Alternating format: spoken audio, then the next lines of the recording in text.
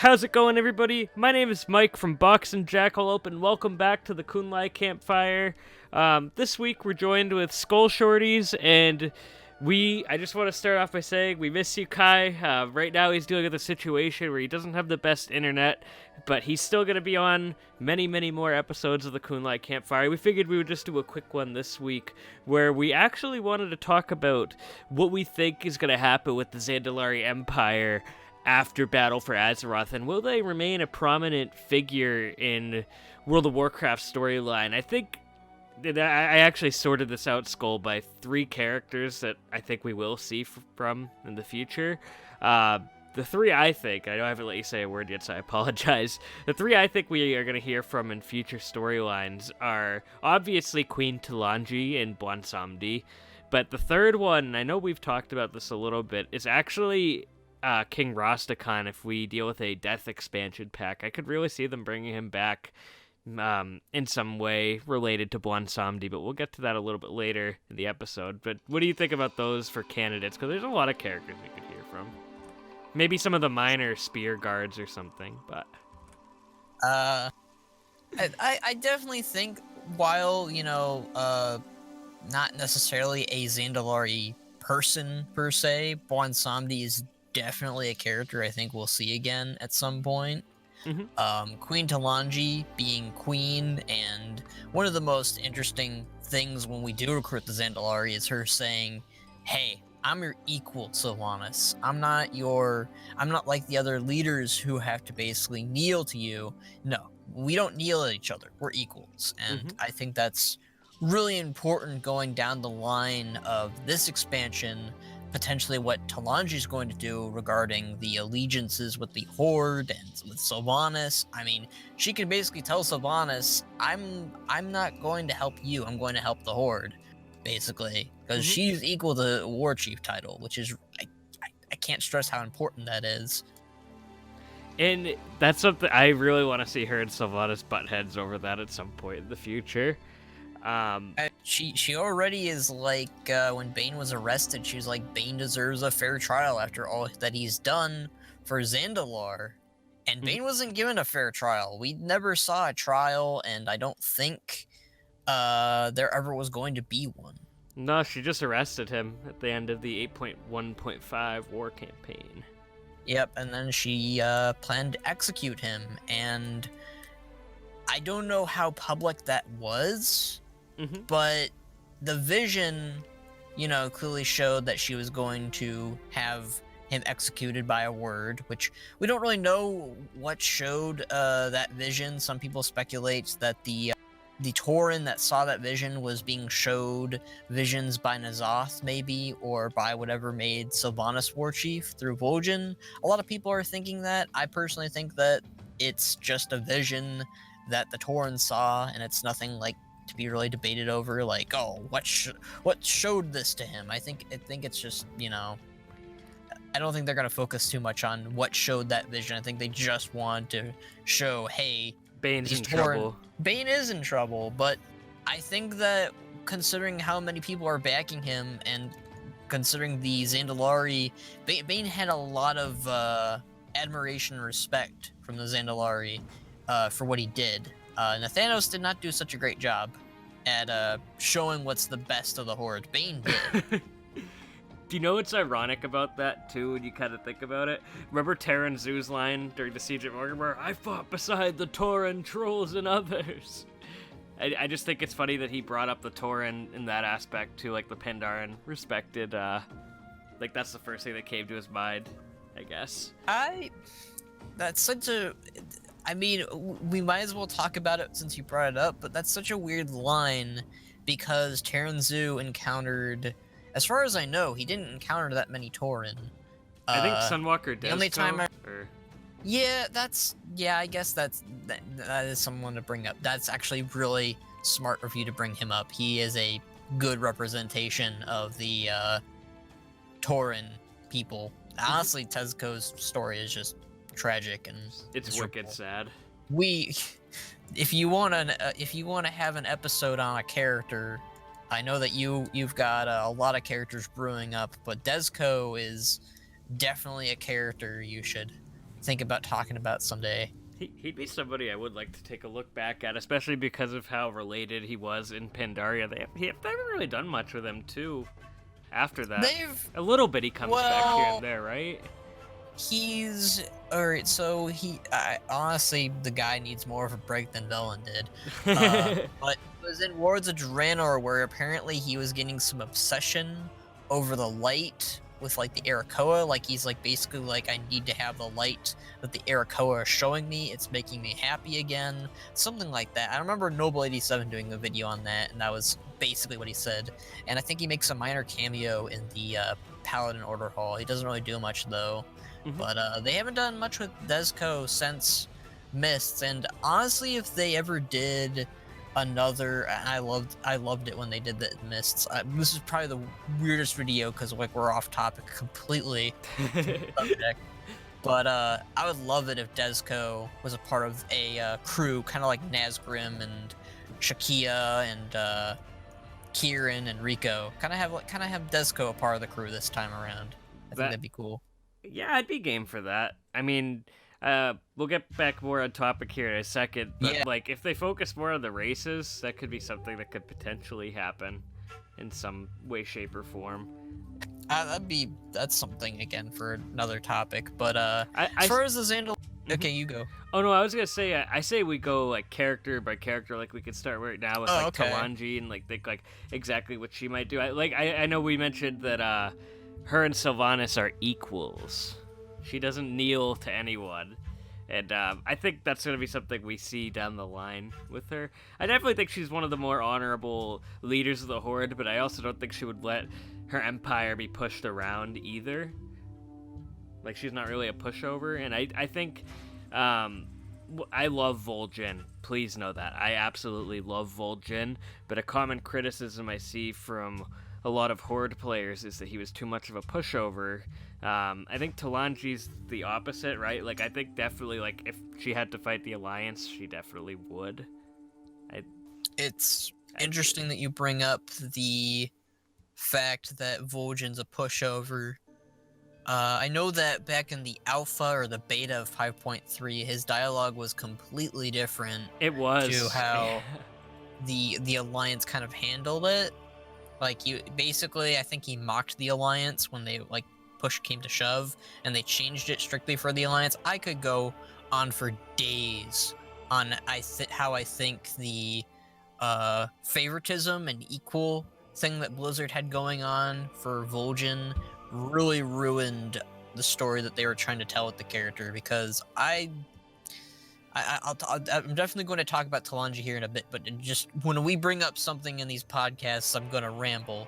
But with the whole thing with Vol'jin, like, I really think it was a bad call for them to kill him off that soon after becoming war chief. I really think the only reason why they did that, and I could be wrong, maybe they did plan ahead and they just couldn't think of anything, but I do think that part of the reason why Blizzard chose to kill him off was because they were going to kill Varian off, and I remember in the alpha they were going to have Vol'jin fake his death again, and I think that Varian was, supposed to die indefinitely, but Vol'jin I don't think was going to die, and I think the Alliance outcried this when they heard that Vol'jin wasn't going to die, and they're like, no, he needs to die too, our leader's dying, they need to die too, and it's just like, it's upsetting, because I've gone on my rambles before that the Horde has lost leaders left and right more than the Alliance ever has. And I know a lot of people will argue that. They lost Bolvar, they lost, what's his name? Some people say Benedictus and Fendrel for whatever reason. I don't count those as racial leaders. I count those as figureheads of the Alliance, but not really big characters, and they were jerks anyways. Benedictus turned out to be a servant of Deathwing, and Fandral turned out to be insane and went to work for Ragnaros, and basically they all worked for the same dudes. Fandral and Benedictus were both members of the Twilight's Hammer. I really hate it when the Alliance bite back and they go, well, we lost Bolvar, we lost Magni. Those characters are still active. They're definitely no longer a part of the Alliance, but And they might argue that back at you like, oh, well, Vol'jin's back in spirit. However, I think he did have a lot more story to tell as War Chief, and it's a shame that we'll never really get that. Some people think that Vol'jin might come back, but let's get back on the topic of Talanji.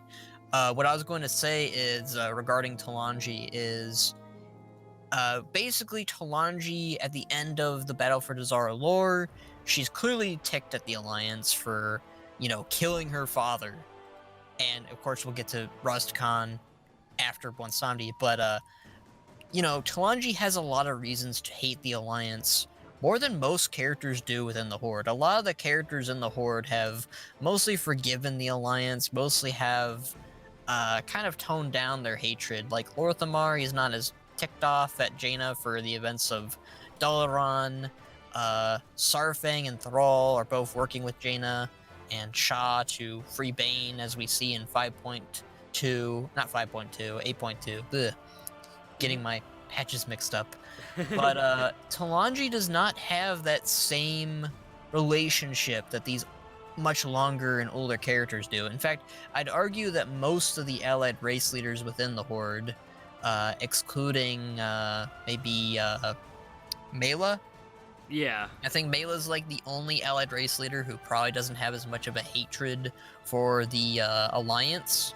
But Gaia-Ra and Talanji, and I don't think Gaia-Ra has as much reasons to hate the current Alliance. She definitely hates the Draenei and the Lightbound, but not the whole Alliance. I guess kinda, because the Alliance is very light-centric. But Talanji has so much reason to hate the Alliance. They captured her at the beginning of Battle for Azeroth along with Zul. They attacked her home and tried to invade it while she was trying to come back. The Alliance is her enemy, and I think that they're going to take her in the same route that they're going to take Tyrande. I don't think Talanji is going to be as heatful compared to Tyrande towards the Alliance, but I do think that if we're going to have two leaders who would butt heads in the Alliance and Horde right now, it would be Tyrande and Talanji. So it's funny you mentioned that, because that was going to be the next thing I mentioned about Talanji.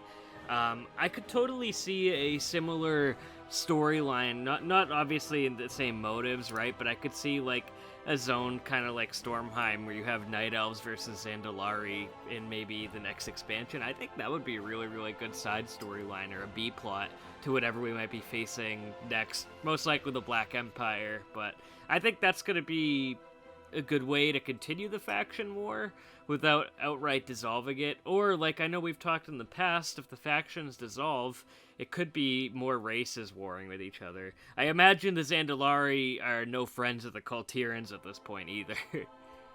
Well, most definitely. Again, Yeah. The Kultirans are the main reason why Rastakhan is no more. Jaina gets put basically the full blame, the full blast of the blame Right. of Rastakhan's death. And it makes you think, also Gen, so the Gilneans, the Kultirans, because, it makes sense because, the Kultirans derive from the Gilneans.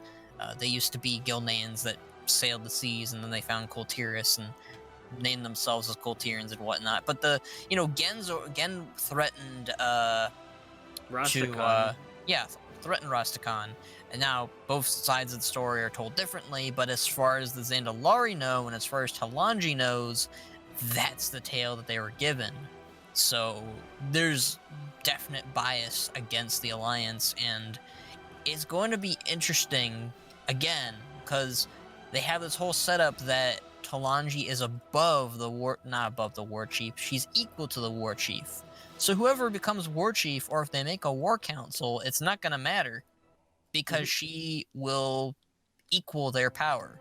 Now, they don't really have as much power as they used to because of the Zandalari fleet being, totaled in the beginning of Tides of Vengeance, or not the beginning, but not Tides of Vengeance. Battle for Zandalari, yeah.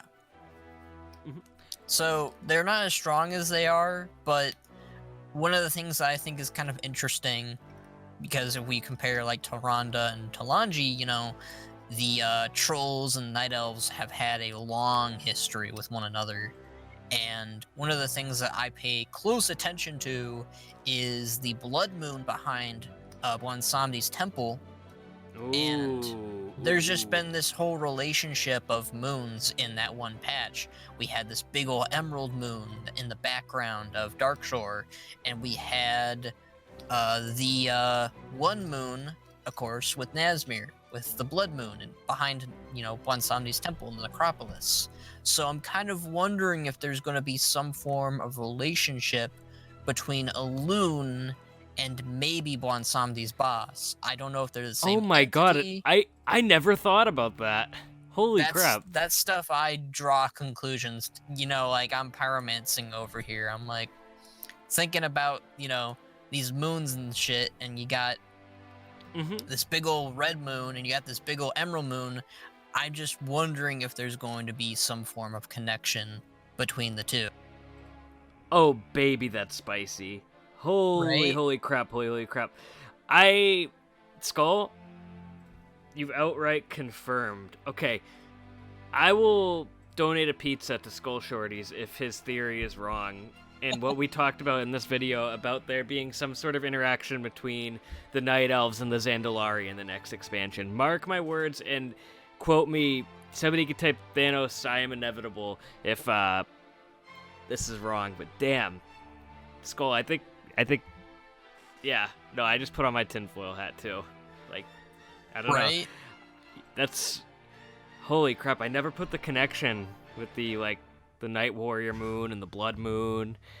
That is so cool. And it was all in one patch too, so it's like, That's why I draw the the Blood moon was in 8.0, and I think the Emerald moon, I could be wrong about this, I think the Emerald moon appeared the first time in the Sarah cinematic. I could be wrong about that. I think it did, actually.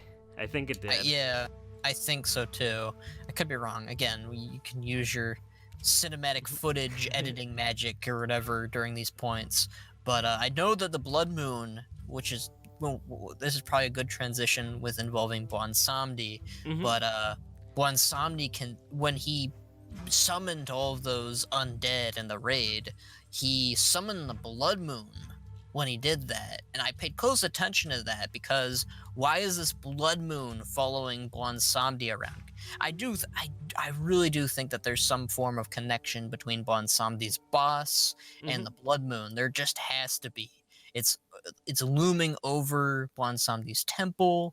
It's really suspicious, and I want to know the connection, especially because at some point, Elune and, there's that whole connection between the trolls in Darkshore, or whatever. I forget what they're called, but they're the trolls that became Night Elves. Oh, the Broken Spear, whatever. I forget the name of them.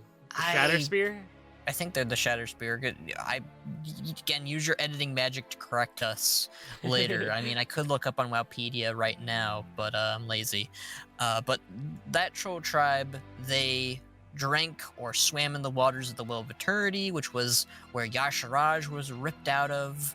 And, the Titans kind of applied a band-aid to it, essentially. That's what the Well of Eternity was. This big old nasty wound that they healed up. The trolls evolved in the Night Elves, and they were taught their new language through Elune, through the whispers of the well, which is very suspicious, and I could go on a ramble on what the heck that means, but there could be a connection between the Zandalari, and they already have that similarity of worshipping ancient animals or ancient beings. Right. Because the Night Elves do that, and the Zandalari do that. It's clearly something that never kind of left their cultures. Now, if, say, in theory, we were talking... Okay, hypothetically, and I don't really want to bring up this expansion theory, but say that Shadowlands theory is real, right? And what you're talking about with the moon, the Blood moon being related to Bwansamdi's boss, and obviously the Night Elf moon being related to Elune, do you think we could get that storyline where they're potentially fighting each other in that zone that might involve, like in the say in the Shadowlands, there's a zone that's heavily troll themed and related to Bwansamdi. Could you see those two maybe having some sort of clash there? It's definitely possible. That sounds like something more like a finale to me. Mm-hmm. And personally, I think it would be really badass if we had basically the moons crumble apart and whatever are these entities, obviously whatever a loon is, obviously whatever Bwansamdi's boss is, together they just clash and have this badass fight in a cinematic form. Or we're just the observers. We're just watching like these crazy entities fight Dragon Ball Z style up in the sky or whatever.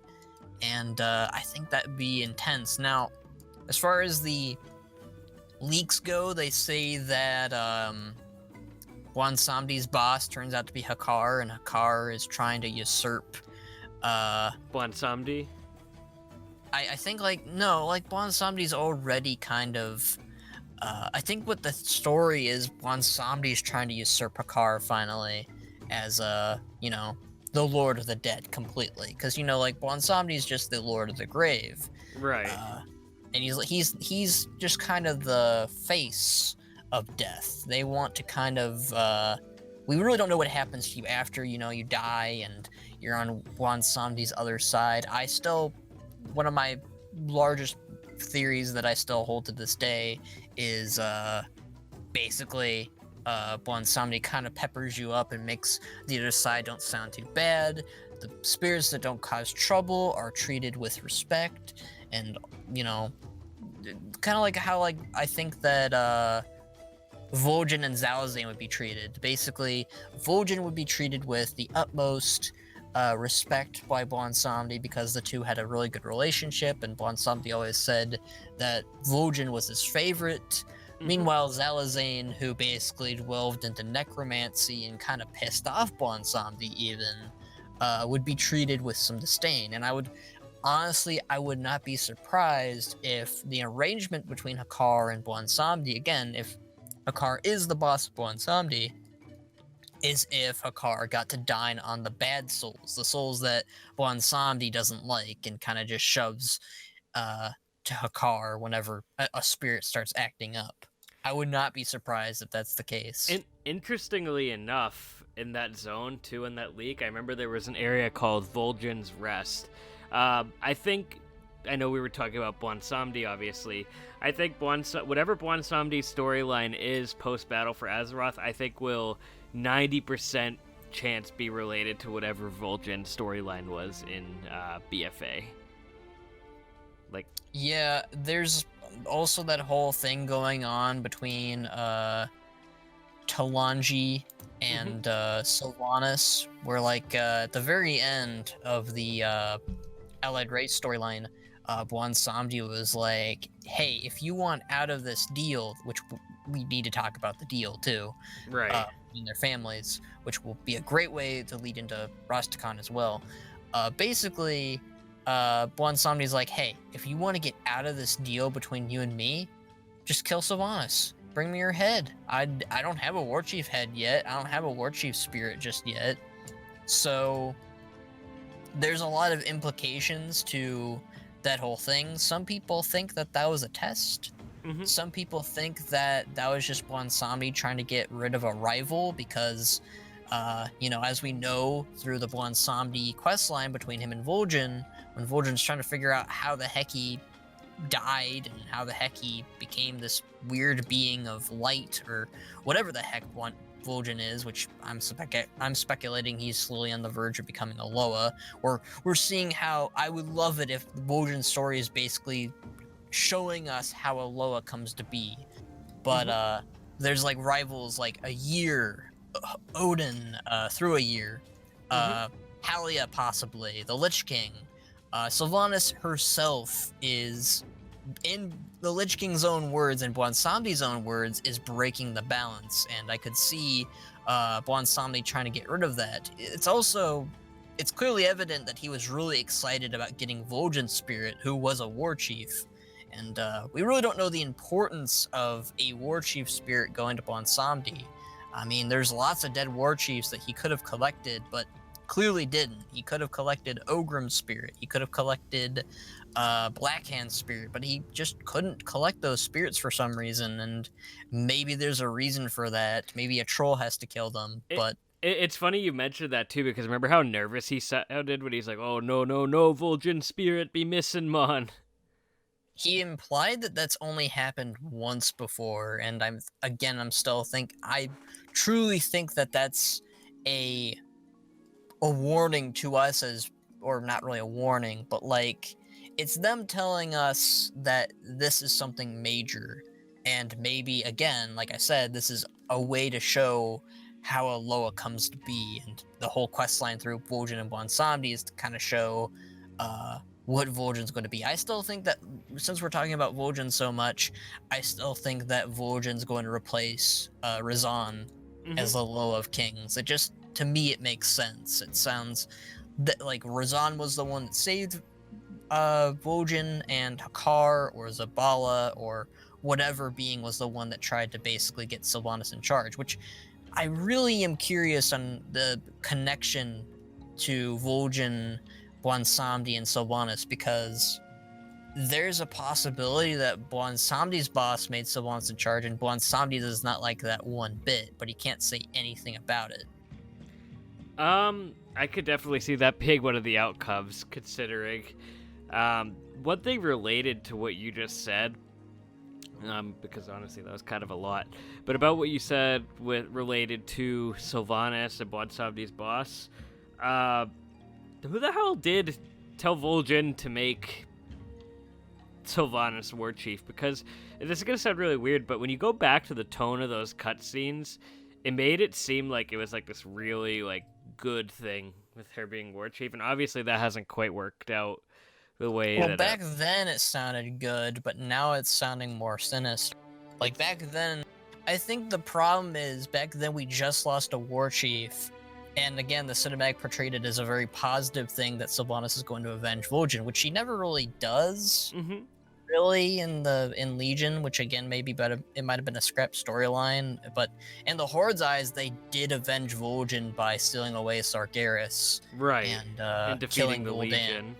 Yeah, and you know, most of the Legion is defeated. There's, you know, maybe like a little bit left up out there, but I do think that ultimately they viewed Sylvanas as a war chief back then as a positive thing. The biggest thing of Sylvanas as war chief when it was Legion, we weren't fighting the Alliance completely. We were kind of fighting them on the sidelines, but our main enemy was the Legion, and nobody really cares about blighting or obliterating the Legion's forces like the tactics that Sylvanas is using in BFA.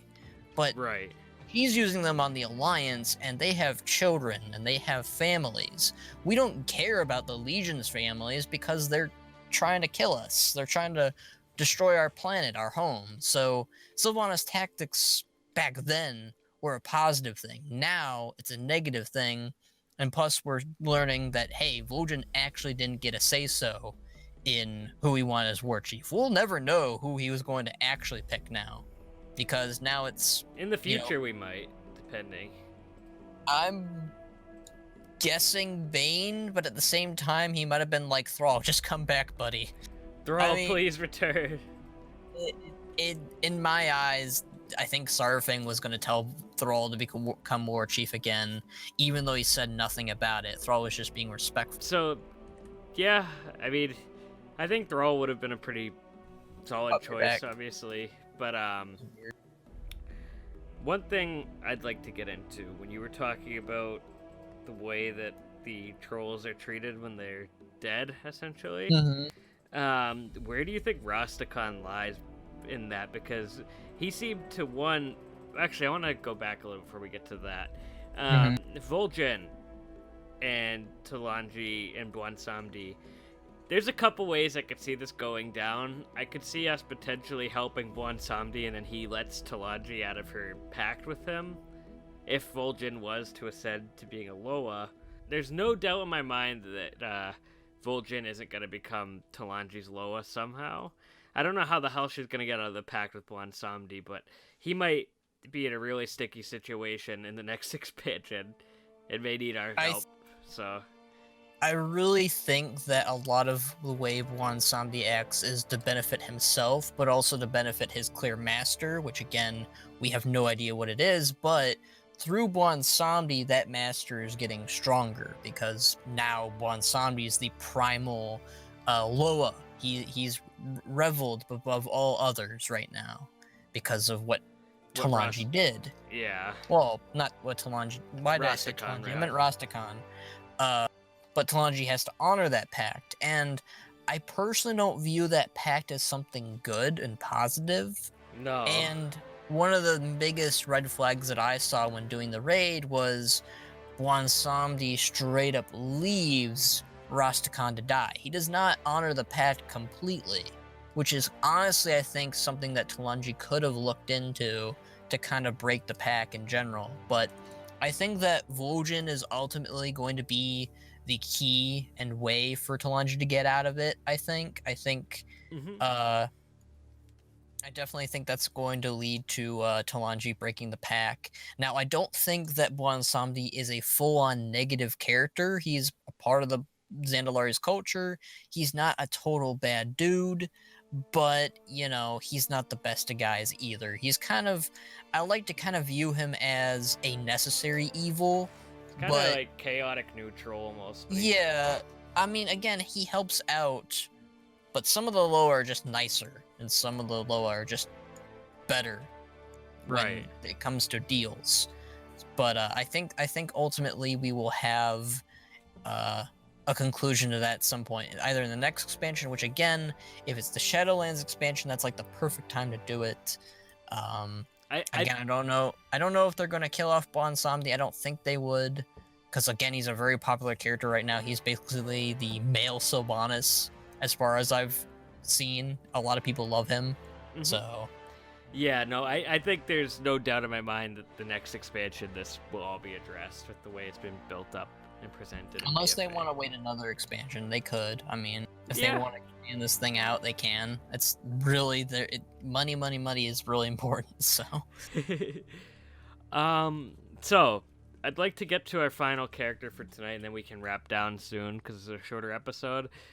King Rastakhan. How do you think he was treated post-death by Bwansamdi? I'm just curious because I think obviously Bwansamdi was kind of pissed at him in that final raid. Hey, you be getting a little hasty now, Rastakhan. Like, I don't know. And he was. I don't think he would treat him that hostilely, to tell you the truth, because he seemed to have some sort of a little bit of respect for him, but. I don't think that respect really matters after he dies, because he's honoring the pact that they made while they were living. I think the main issue is of Rastakhan's choice in words. I don't think that Bwansamdi needs to give Rastakhan respect, especially when Rastakhan dodged death for over 200 years because of another Loa, which was Razan. And Razan basically was, made Bwansamdi, stop it whenever he was up to his schemes. Right. He was like, no, this one belongs to me, Bwansamdi. Get the heck out of here. But when it came to us, dealing with Vol'jin, after Razan's dead and it's gone, Vol'jin's like, no. Vol'jin's mine. Basically, he does the same thing that Razan just did, but with Vol'jin. And Vol'jin was going to be put in the place where kings were going to be respected, which... King's Rest, right? Yes, in King's Rest. And I do think that Rastakhan was still put there. I don't think that he'd be taken to Bwansamdi's temple, but it's possible, too, that he might have been taken there because Bwansamdi's like, no, he belongs to me, body, spirit, and all, which, again, is very possible that Rastakhan's the first ever king to be brought to the necropolis, because all other kings were brought to King's Rest because of Razan. Razan was active up until now because of Zul. And I do think that Rastakhan's probably not being treated the best right now. I think that personally, because Rastakhan avoided death for so long, because of Rastakhan's key choices, which led to a lot of the events now, I do think he's not being uh, done the best. And that honestly might come to play in whatever they're doing for the quests. They might make Rastakhan a very active character in the spirit realm who helps kind of break that chain that is wrapped around Talanji right now. I think that'd be a really good Oh my redemption god, that story. would be awesome. That would Of be course, so awesome. I honestly, the way I picture Rastakhan right now is, you know how Ganar, at the beginning of the Tanan jungle, he was chained up to an outhouse and he was forced to shovel up dung. I could. I think that's basically what Bwansamdi would have Rastakhan do, except maybe like feed him grapes or something. Like basically, kinghood does not matter Bwansamdi anymore. You're dead. You're equal to everybody here. Basically, turn the tables on him is what he was acting Yeah, in the raid, basically. kinda. Yeah. No, I could see it. I do think that Rastakhan would eventually kind of have us help him. Like, he'd be like, "Oh, you're the speaker of the Horde. You're my buddy. You're my pal. Help me, and I want to help my daughter because this sucks." He could literally say, like, I knew I made a mistake. That Skull, that would be such a good character arc. Plus, I would love more Rastakhan. He was my favorite character in Battle for Azeroth. I think that we could definitely see more of him. There's also the matter of, I wonder if it's their whole family and not just Rastakhan and Talanji's kids. I wonder if it also includes Rastakhan's ancestors. And I also am curious about the king that Zul raised. I'm actually curious if that guy is still up and at him. I don't know if the spell wore off after Zul was killed. I know that the story takes place after Zul dies, but Zul dies twice. So I'm kind of wondering if, because the ritual didn't work properly. Right. Like, that's the ritual that he used on Lei Shen, and potentially that worked on Lei Shen. Potentially what Lei Shen was doing was under Zul's influence, which is honestly makes whatever Lei Shen did on Zul, and honestly it's kind of sad with what happens to Lei Shen then, if Lei Shen was just another puppet. Yeah. But I'm curious if the whole Rastakhan family is basically working for Bwansamdi right now, and Bwansamdi's just eating grapes on a chair or a throne and is just all happy, and then, you know, they find a way to break the pack, and, you know, Bwansamdi still can get fed grapes, but not from that heritage anymore. Which I hope that would be a great ending, honestly. I think that'd be great for Rastakhan as a ghost to kind of give his goodbyes to Talanji and his respect, and Talanji to be free from Bwansamdi, and Bwansamdi to kind of like get Sylvanas, basically. You know, like how Sylvanas in the Lantern from Gen. Basically, that happens to Bwansamdi. Bwansamdi gets to live. He gets to still be the Lord of the Graves, but he doesn't get the Rastakhan family anymore. He fudged up, and I think that'd be a good conclusion to that arc and that story, honestly. That would be... Skull, Blizzard needs to hire you. But,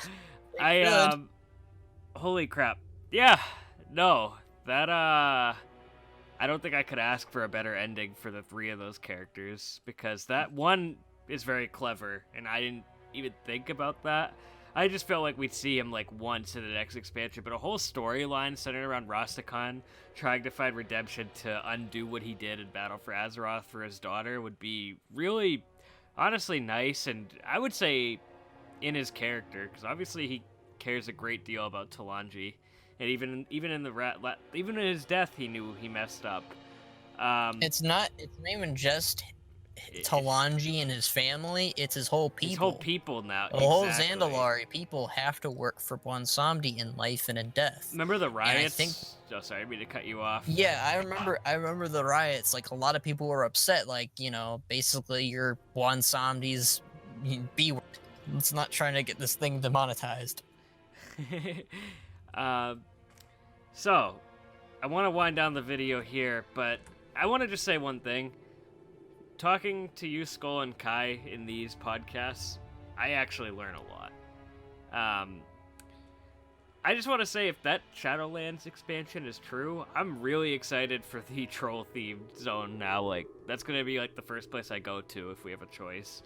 I really hope that we get, again, if I think that the Shadowlands expansion in general is an actually a really cool concept. I just don't like the leaks because I want to not be spoiled this early on before an expansion's announced. I like getting spoiled at BlizzCon because that's what I'm there for, but I would love to get my own unique spins on stories. But I would love it if the Shadowlands also explored the afterlife for each race. And because allied races are linked together with these races, again, I think that it'd be really cool, like, you get to explore the afterlife for the orcs, because the orcs aren't even on their own planet anymore. How the heck does that work on Azeroth and on the Shadowlands? Is the Shadowlands beyond Azeroth, is it...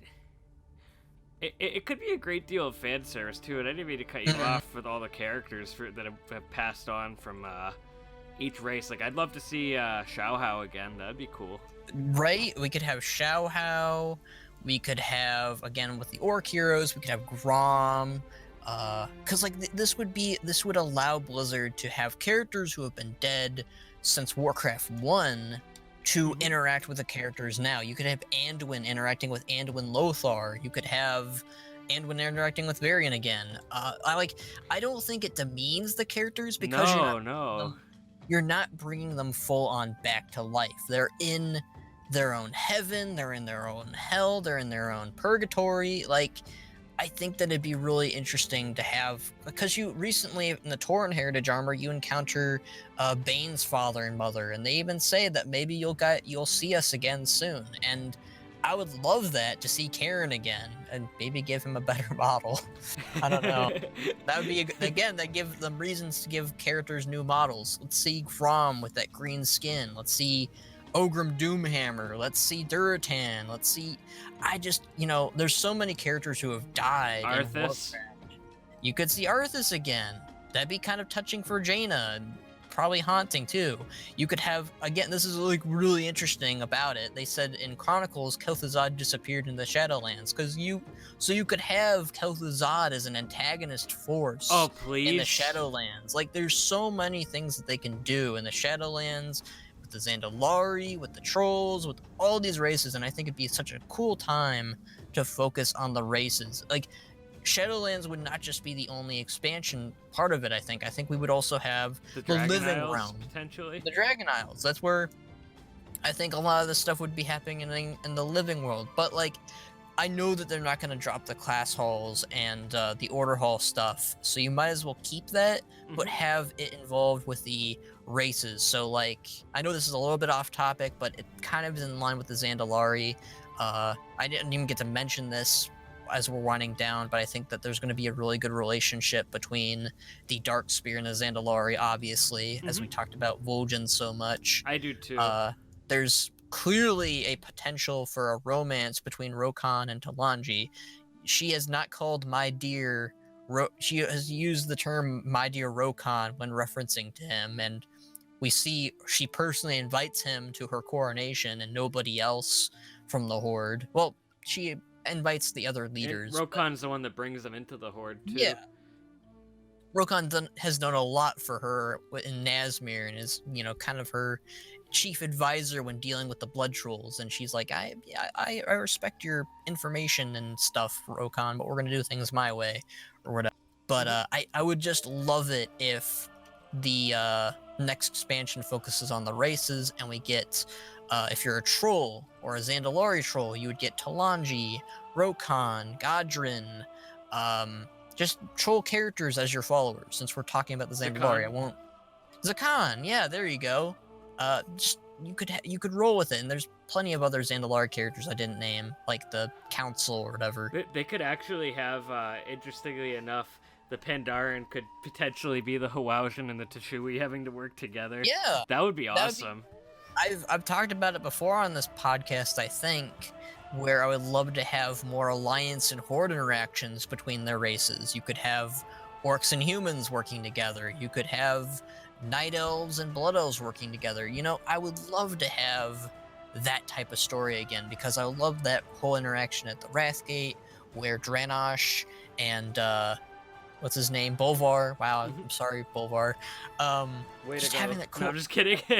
Having that interaction, I want more of that. I would love it between the races, and I think it'd be really cool if for the trolls they get to hang out with the Loa, the Pandaren get to hang out with the Aga Celestials. It'd be really cool. Well, I think this would be a good point to wrap it down. So TLDR of this episode, guys, next expansion's gonna be beeping rad. It's gonna be really, really good, and I'm really excited for it. If we're right. So anyway, guys, thank you so much for watching. Check out Skull on Discord, Twitter. Just so you guys know, Kai's not here, but he has a YouTube channel now, so you should check that out. He hasn't made a video yet, but he's working on it.